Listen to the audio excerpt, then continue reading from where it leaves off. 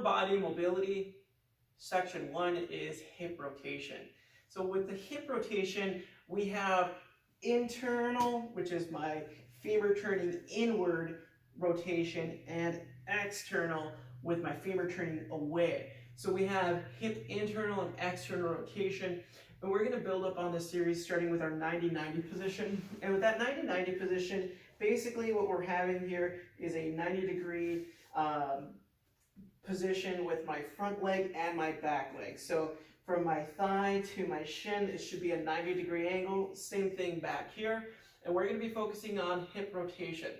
The first exercise is going to be 90-90 with external rotation. So with external rotation, what we want to do is we want to grab this back leg and we're going to rotate outward. So I'm pulling that back leg out and away from me as I drive my opposite leg into the floor, bring it back down. So my torso should be in line with the top of my thigh. My chest is up. I'm going to then get my glute back here to fire, and I'm going to pull my knee up as high as I can and bring it back down.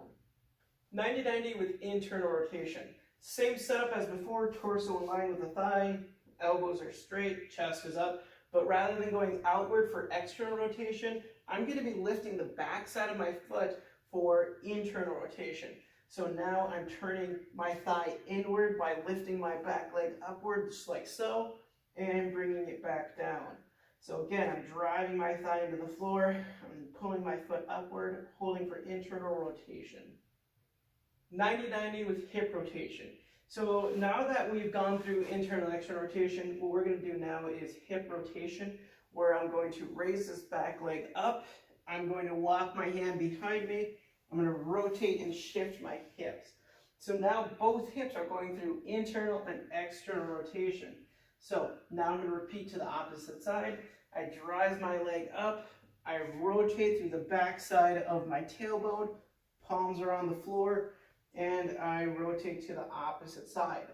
In order to progress this exercise, if that feels a little too easy with the hand support, you can go hands up, rotate from side to side, using just your core to help you with the rotation. 90-90 with rear leg lift. So now we're going to be focusing on moving the limbs in a way that is challenging the body even more. So what we're going to do is we're going to take this back leg, we're going to raise it up and hold, then bring it back down. So again, I'm forward, I'm squeezing my glute, raising it upward, and bringing it back down. 90-90 with leg extension.